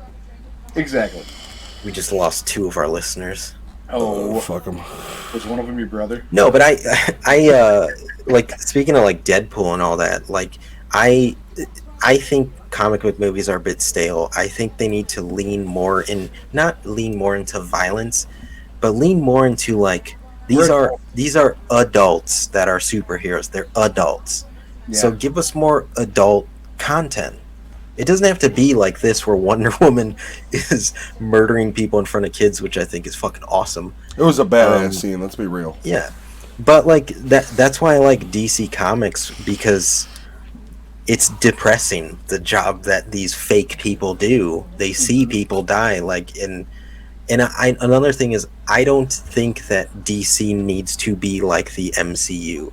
No. Like they can be different. The problem is that DC pre the Snyder Cut, they like didn't know what the fuck they wanted to do. I mean, Aquaman's actually a really good movie if you haven't seen it. It's a solid action flick. I haven't finished it yet, and I like what I've seen so far. Yeah, it's not bad. Aquaman is literally a comic book movie to the T. Yeah, it's actually goofy, it's really good. If you don't like Jason Momoa from Justice, I do. But like the theatrical cut, they don't give him enough time, so you're kind of like, okay. But see, that was the thing, is I watched the theatrical cut of this, and then I watched Aquaman, and I was like, holy shit, if this version of Aquaman would have been in Justice League, I'd have liked him so much more, because in the Aquaman movie, he's actually really great. Like, the whole movie's action set, it's really well done. Yeah. So when I saw that, I was like, holy shit, Aquaman, I like him. Why was he so shitty in Justice League? I did like the Barry Allen thing that he had, too, where, like, when they're fighting Superman, and he's, like, Barry Allen's coming to fucking hit Superman, and he, like, sidesteps him. Yeah. He, like, spears fucking Aquaman. And then when it's all done and over with, he looks at me and goes, I'm sorry. And he was like... So the thing with Aquaman, too, is if you watch the theatrical cut, Aquaman's a dick to Cyborg for no reason. Yep. He just doesn't like him. And I think in this version, Barry Allen actually, or Flash, calls him out, and he was like, I thought you don't care. He does, yeah. He said it. He goes, I thought you don't care. He goes, I never said that. Yeah, he did. And now it makes sense. Like, he didn't. He just didn't trust him. Well, in the same way that they didn't trust him because he was, from the Atlanteans or whatever. I mean, one of the biggest things of this movie too is just the sheer destruction that the villain does compared to the like. Basically, he comes to power out of nowhere in the theatrical cut. He gets the cubes and he's all strong, and you don't really like. You're kind of like, who the fuck is this guy? And then Steppenwolf, yeah. And then by the time it gets really, really kind of like, oh man, he might have the advantage. Superman comes in and destroys him. So it's like in this version when he's fucking up the Amazonians, like he's rough. Like and even though he's rough, they still like you could see, like that. Yeah, you could see where Whedon was building the universe of like almost like the original Guardians of the Galaxy, where you had the villain with the hammer, but his overarching boss was Thanos. So you had that same thing with the S name? I can't remember his name. I still the main bad guy in this, not Darkseid, but the other one. Darkseid. No, the other one. Darkseid and Steppenwolf. Steppenwolf. So Steppenwolf in this to me was like very much the same villain of Guardians of the Galaxy 2. The guy that comes down with the hammer, and then they end up doing the dance off with him at the end of the movie, and he gets ripped apart by the Ronan the Accuser. Ronan, yeah. So like for me, Steppenwolf is Ronan. Thanos is Darkseid. You could see very much where Zack Snyder was sticking to a formula that was proven. And what they did is ruin the entire formula. They literally went in and they let Joss Whedon do his own fucking math, and he's doing that new math that nobody knows how to fucking do, and the movie got ruined. You're talking about PPS math, right? Whatever they call it. He's doing Common Core. Yeah, it's literally math for the lowest bidder. Sorry, kids. I have 2 sticks, and here's if I minus Cyborg. Yeah. Joss Whedon went in there and he's like, well, if I carry this, but then I got to draw 6 cyborg squares. I don't want to draw that many cyborg squares, so we'll do 2 cyborg squares. Wonder Woman will basically be a whole. How many round circles do you have? What's that? Yeah. I have 2 sticks, and I'm gonna add 4 sticks. How many round circles? Do you have? Like the fact, and you're right, the studio's got a lot to blame on it, but the fact that they gave Whedon that much power and let him fuck over that movie that much is ridiculous because they didn't pay attention to the product he produced. They paid attention to his name. He made the first Avengers. And that's the thing for to be Snyder in those 2 months. Your daughter killed herself. Your family's probably broken, and you're 2 months working, and in those 2 months you see your power being stripped away, you see your script being torn apart, and you see this pile of footage, and them saying like, not going to use that, not going to use that, not going to use that. Well, we rewrote that scene completely last night. Yeah, all the meshes on his laptop. And not only that, but like you're grieving. You're dealing with your wife's grieving, who is in the movie, is producing the movie with you, who is clearly always with him on these sets and shit when he's there because she's very integral in it. So you're dealing with her grief on top of it, and then like you said, every time you go into the office, they're telling you no. Well, we're not going to use this. We rewrote 16 pages of script last night. We're shooting that. And then eventually it becomes less of funeral. We have like 25 pages now. Well, I mean, I do wonder if it became a type of thing where Whedon started going in, or Snyder started going in and was being told, Josh reshot that last week when you weren't here. How much of that shit went on where parts of the movie were just being fucked with, and he would come in and wait, what was filmed? Who directed it? And then revamps back to what you were saying about don't shit on your fucking employer. Yeah. Zack Snyder said, you know what? I'm not going to say nothing. I'm just going to take my shit and go. Exactly. Like a gentleman. Like, nope, I'm done. And you got Ray Fisher. Peace. I'm out. I'm going to close my laptop. Which, like I said, he fucking had everything saved on his laptop. Which is awesome. Just closed it and said, okay. The fact that he had a cut that he was showing friends makes me love him even more. So I guess, because it's all over fucking IGN and all these news articles, like, what's Zack Snyder going to do for the next movie? Do you guys think that this movie deserves a sequel, or is this like a bookend, like, no, this was good, I'm satisfied? No, I want the universe. I want what was built. Because we don't have DC. See, I love DC, but I'm in the very opposite camp. I think that they should start over. I think I'm satisfied with this and just walk away from it. And I don't know. Yeah, but then you walk away. But you walk away accepting the theatrical as canon. That's the problem.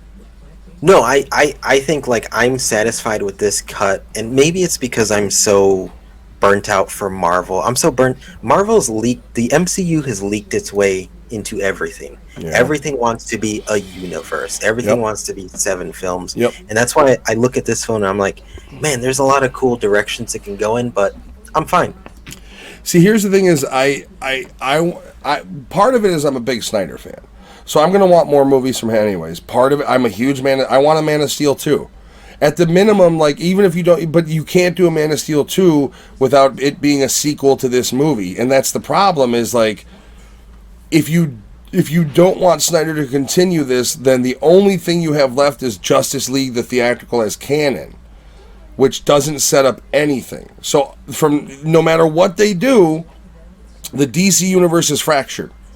Nothing connects, especially when you talk about a Cyborg being removed from Flash and things like that. You don't have a universe.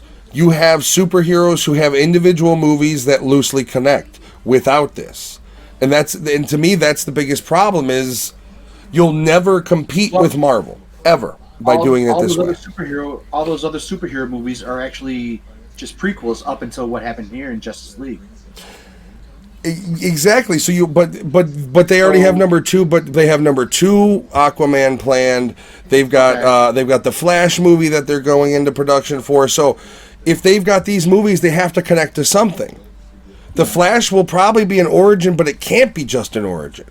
It can't. If they do it, it's a mistake. So like. Yeah, time travels too, so that's what they're going to probably do. Exactly, and well, not only that, but they've also done the crossover with the DC Universe television shows with Barry Allen. So you can't do just an origin story for Flash. So you have Wonder Woman 3 that they're going to want to make, which Wonder Woman 2 didn't connect into Justice League worth a dick. What's that? You said Ben Affleck. Oh, you have a new Batman coming out with no Ben Affleck. And that's another problem, because this Batman that's coming out is disconnected. Even if they try to connect it, they can't, because everything everything they're doing is built around the premise of there being, and they have nothing to build on. Their foundation is made of dirt.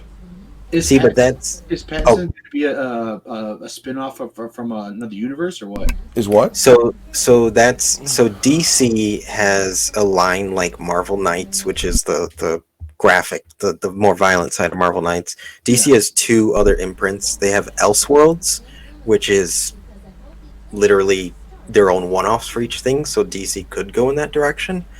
And then they have DC Black Label, which they are saying that the new Batman is going to be where they're leaning like way darker, way darker. So that also angers me, because then it's like, why didn't you let... Exactly. If we're going way darker, why didn't the storylines that were already thought of and put together in the universe, why didn't we do those? Why didn't we get an Affleck Batman? Somebody tell me the real fucking reason. Because he was only in partners, right? He didn't have his own movie. Right? Well, he was going to direct the fucking thing. And he's going to write and direct it. And the dude wrote Argo. Like, you're talking about an Oscar-winning writer that you could have had write and direct your Batman movie. And you fucked around and you lost him. Like, here's the thing. Ben Affleck is in his 50s now. You can't stay in amazing shape without sacrifice at 50. He wasn't willing to do it. He likes to drink and smoke. That's the truth of it. That's why they lost him, because the lifestyle of superhero bodybuilder Superman, what's his face? I can't remember the actor's. Henry Cavill is unrealistic. That's why when you watch Henry Cavill's PC building video, he's in great shape. He's nowhere near as tight as he is in the movies, because it's a hard fucking lifestyle to continuously starve and continuously train. So Ben Affleck didn't want to do that. He was like, this is 3 years now we've been trying to get this movie. I'm hitting the gym 4 times a fucking week. I'm always hungry. I guarantee you that's the problem, is he's just like, there's no reason for me to sacrifice this part of my life and be this miserable. I'm from New York. I have to have my Philly chicks. He doesn't want more money to cover up that sweet back tattoo. Have you guys seen that picture? Oh, I'm well aware of his back tattoo. Yeah, I've seen. I think I had one that I was going to put up earlier, but I decided. Which I mean, it's my opinion, but I believe Ben Affleck is the best Batman. The suit is the best. His stocky build. I'm sorry. Something I noticed. His armor at the end of Justice League is the same armor from Arkham City, the game. Same design. shit.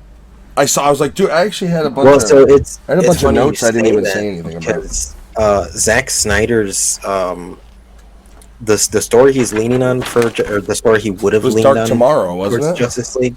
No, it ties into the Injustice games, which the Injustice games are cool, They're but awesome. even if you don't read comics, there's a series by DC based off the Injustice games. There's two series. There's Injustice 1 and 2. They are the best DC stories I've ever read. And if you read them, they're essentially what Snyder's take would have been. Superman's Lois Lane gets killed, and Superman essentially gets controlled by Darkseid and goes crazy and berserk and starts fucking murdering people. Yeah, that's the story number 2, where everybody kind of works together to try to get to Superman to stop him, because he's got control of everything. All right, so I do have some notes that I wrote down that I didn't even look at this whole discussion. I'm going to powerhouse through them real quick. I won't even read ones that we've talked about. Bruce watching Superman die in the beginning of the movie. Much more impactful as to why he's got the dedication. Simple as that. Aquaman, basically a gypsy at the beginning of the movie. Let's see. The whole movie's got a more solemn tone. Okay, one scene that I felt personally went way too long was the Nordic girl singing after he left. Yeah, It was like 3 minutes of these, the right on her face. She collected his clothes. really weird. I thought that was She was sniffing his clothes. yeah. Well, that's them portraying him as a god, but still too long wasn't needed. No, I think he was fucking farting and she was trying to get that whiff. Does not need Amy Adams slow-mo scene. We talked about that. The bank scene where Wonder Woman comes in, the cinematography of it rivals Nolan. Go back and watch that scene, how it's shot in the angles. It looks a lot like the Dark Knight's opening bank scene. Compare the two. I was watching it, I was like, this is a little bit Nolan-esque, which I liked. Let's see. Yeah, it had an old school Batman feel. It had that old kind of school, like where, like, I'm talking the 60s Batman in a weird way, as hard as it is to believe. Wonder Woman was way more badass. I like how they show the super bead. I literally have a note that says "shut up" about the slow-mo. Amazonians are 300 plus American gladiators. Then they showed where they killed the one girl, and I just literally have a note that says depressing. Much more action. Actually shows the villain as powerful. Unlike the theatrical, they actually show him fucking shit up, which I liked. I don't like the villain as much. He wouldn't have been my first choice, but the fact that they show him really go to town is cool. They also go back into in what he did before too, to build up to it. Did they not talk about Chernobyl in the theatrical cut, or was it so minuscule you didn't even realize? Because I don't remember Where the family lives that Barry Allen saves. No, Matt, you're right. They don't give a reason for Steppenwolf wanting that radiated area. Yeah. Yeah, because in the Snyder Cut, it's very well, they demonstrate it completely that it's Chernobyl, and that's why he's there, because it's a source of power for him. That's another thing. This movie slows down to the point where you understand where Steppenwolf is coming from in scenes. Like, it actually gives him like dialogue to actually what? Character. Well, yeah, Exactly, they give him character by showing that he's a failure trying to earn his stripes again, basically. Yeah. And Marvel movies don't even do that. Marvel movies say "fuck you" to the bad guys. You're a bad guy because we say so. That's Marvel. Exactly. Aquaman slow-mo music video is egregious. ... But I like it. Let's see. His shampoo. Can I get a whole movie about Ares? Holy fuck, was he cool when he was fighting alongside of Zeus when they were talking about how they all first took over Darkseid and everything. With the glowing arm? Yes! The hands were... Dude, give me a whole movie on Ares. Dude, he was the coolest in that scene. Jacked as shit. I know he was all CGI, but he's just shooting stuff out of his hands. 4 minutes of footage with that character, bro. Not enough. Too blonde for Ares, don't you think? No, he had dark hair. Well, he was what's-his-face from Wonder Woman. I thought he was too blonde. No, he had dark hair, I thought. I thought he was a blonde dude. He was ginger, like dark ginger. First battle you can date back to the Viking era. That's how long that Darkseid and everybody's been trying to come to Earth and figure it out. Because the humans were Vikings. Remember, it was the Amazonians, the humans, the gods, and whatever else. The stars. The lanterns, all of that. The humans were Vikings. So this battle dates back to the Viking era. And they said there was 6. I was trying to figure that out. So you said the humans, the Amazonians, the Aqua people, Aqua, so then the stars. the humans. So humans, Amazonian, stars. Well, Green Lantern was there, so that's 4. The lanterns fought. But they said there was 6, and even Batman says there was 6, and there's 5 of us now. We have to have 6 because he does make that reference later in the movie. Yeah, but didn't they have like dual leaders or some shit? Because there wasn't 6. I mean, Zeus and them. Yeah, well, they had the gods. They had the gods, lanterns. Okay, so yeah. Well, I even like how they try to set it up like Knights of the Round Table at the end, where he's like, a table in the center and 6 chairs, and she's like, in room to grow. Yeah. Which to me is them trying to maybe set up a relationship between Bruce and Diane, but. What? Did you have some more of your notes there? Or? No. That was. I skimmed through the ones that we talked about. We actually brushed on. I did have something too that I was going to say. Aquaman questions fucking Cyborg. The way people question him when you talk to computers. Yeah. But people were like, you talk to fish. So when Aquaman does it, that was kind of like one of those funny things to me. Barry Allen, the Flash. It was a creepy thing with the hot dog that we. Barry the molester. Yeah. Yeah. Then he realized that he actually took the hot dog to give to the dogs. I was like, oh, okay, it makes sense now. Yeah. But it was like really creepy while he's looking at the girl and he sees a hot dog. I thought he was gonna like smack her in the face with it or something. Now is she supposed to be like what the TV show does with Iris? It's Iris West. Okay. All right. That was my other question, and then Superman, man, fucking the way he's faster than fucking Barry, and I like how they show that, he's faster than Flash. Well, I do like how I even like how they demonstrated that. I even like how they demonstrated that in the original theatrical version because that scene's largely untouched. Yeah. They do a lot to it, but there's some stuff like that scene was in the theatrical too, and I like how they do. Pretty much when he just turns his eyes. Well, I like how they basically flat out say like it doesn't matter who these guys are, they couldn't stop them. If Superman really wanted to do shit, that's why Batman at the end has the nightmare dream because it's what happens if Superman really doesn't want to be our friend anymore. Yeah, and you can find cuts of the difference in dialogue on YouTube. In the theatrical cut, all of them have stupid fucking one-liners. Yep. All of them. Yep, they're one-dimensional characters. That's another thing that this movie just does is it gives you the characters as characters. The first one was like, "Oh, you're in this movie too? Haha, one-liner, high five." Like this movie's like Aquaman has a reason for existing. Ray Fisher is Cyborgs. I really liked him in it, and it's a shame that he's not going to be in any future movies with it. I like that they actually gave him more of a story than you see where his mom. And I mean, his dad being Miles Dyson. I'm always gonna love that. Breathing or dying. I don't know how much longer I can hold this. I was gonna say that to you, but you fucking beat me to it. Like just his whole face in that scene. He says, you fucking beat me to it. And then you got whatchamacallit, Hank from Breaking Bad's the guy in the mask who's like, go! Like that's Hank from Breaking Bad. So like, yeah, no, I will never not know that guy is Miles fucking Dyson. The scene where he sacrifices himself to give it the nuclear charge to Track is brutal. In fact, the entire end scene where Flash, spoiler alert, saves the day by reversing time a la Superman from Superman 2 or whatever it was. Yeah, Superman 2.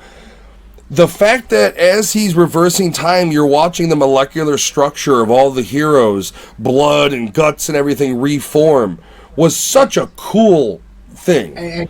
And they used the electricity to fucking do it. Yeah. Every time it would come back, it would spark. Yeah. It would spark and it would come back. And I also really liked. I like that. I really liked the healing factor where he was just basically moving forward in time to heal his wound, and then he was good to go. That's also all a setup for the Flash movie because the Flash eventually runs so fast that he breaks the time continuum and he ends up changing reality. Is that Flashpoint or Flashpoint Paradox? Yeah. yeah?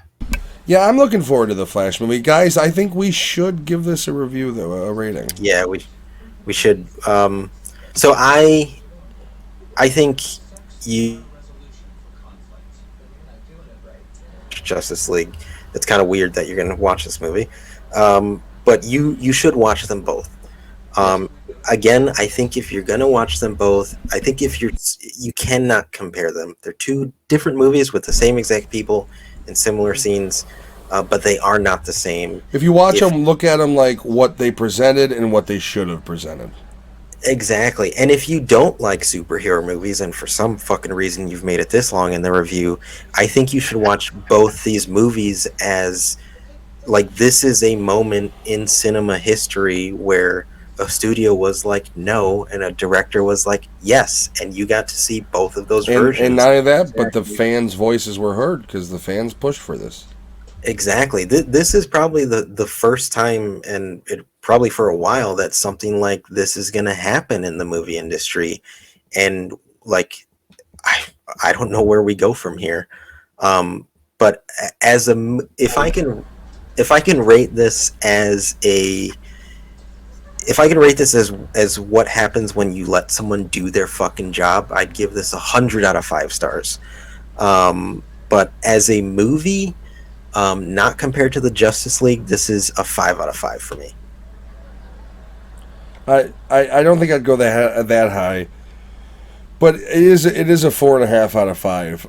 It's hard not to compare it to at least what was presented, and because the way I compare it is not just the movie, but the story that was presented and how it was treated. Actually, since we're on you, what would be your review of Justice League, the theatrical? Mine would probably be like a 3 out of 5. The original, I'd give a 2. I felt the original was hollow. I felt it lacked action. I felt it lacked heart. The end scene, I tried to enjoy because it had the most action. But as I watched it, the only thing I could think of is Whedon just carbon copied Avengers, because that's all the end of that movie is. So, no, I'd give the original a 2 out of 5. It's not one of those movies that I hated, but I don't think, even if the Snyder Cut had never come out, I don't have any real reason to ever watch it again unless I'm just bored and I'm going to fall asleep during a movie. It's like I said, it's hard not to compare them on its own premises. I'd give it a 2. Compared to this, I would never watch that over this. That's like, would you rather watch, would you rather watch Watchmen, the Zack Snyder director's cut, or the motion comic book? Simple as that. Like, I'd rather watch the movie because it's just, I don't know. The original, it's hard. Like I said, it's hard for me not to compare. And me comparing them, even in my head, there's no comparison to be made. As you said, it's two different movies, but it's hard not to feel as a fan disrespected by the studios for throwing. It's literally, you threw me out fucking 50-50 fat to meat grade beef off the floor. And here I am. I got a fucking filet mignon here that was literally left out to dry because you just didn't like the way it looked. I didn't want to be 50-50. I want to be fucking 10 out of 90. What about you, Alex? No, like so you said 4 out of 5, right? 4.5. Or 4.5? Yeah. No, I agree with him on the first one, 2, and the second one. I'm going to say 5 because there was so much more fucking character development between all the heroes that were there, and even the fucking villains, which you don't get a lot of that. But looking at you, Marvel. One of my issues with both cuts is, and it's because you're not going to get another Man of Steel movie, is the lack of Superman. Yeah. And it's only because you're not going to get more Henry Cavill Superman, and even if you do, it'll be a different director, and it's not going to have the same feeling. So, like, a movie like this, cause it does make me sad, because it's kind of like, this is what we could have had, and they're force-feeding us their version of what they want. Like, I want this version. It's literally like, this is a little bit of a weird comparison, but the vaping industry is being fucked over. As of April 26th, the USPS, it's been written in the law, they won't be mailing out any vaping products to any person. It's only business to business. You can no longer do business to people. And the problem with that is I have a brand I order online from. So now it's like, I'm not going to be able to get that, and I'm going to be force-fed whatever I can find in brick and mortars. And it's very much the same concept where because this movie is an anomaly, you're going to be force-fed the original Justice League's theatricals canon, and that's a problem. Yeah, Alex, what you said the original movie? What would you have given it? I would have given it a 2. 2? Okay. There was just no characters development in that, and I liked the new one.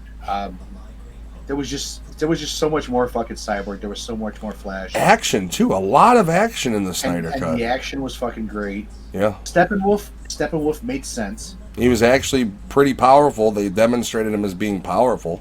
Yeah, and it was just I don't know. I just enjoyed it a lot more. I actually watched it twice. I finished it earlier today, and then I started over, and I was able to finish it again the second time. I was doing that while making pizzas, so it was going on while I was doing it. I was listening to it and fucking playing it over there.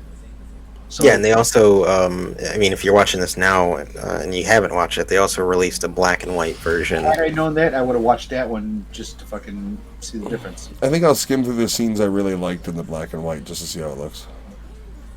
Yeah, and I just looked up WB is going to be rebooting Superman, so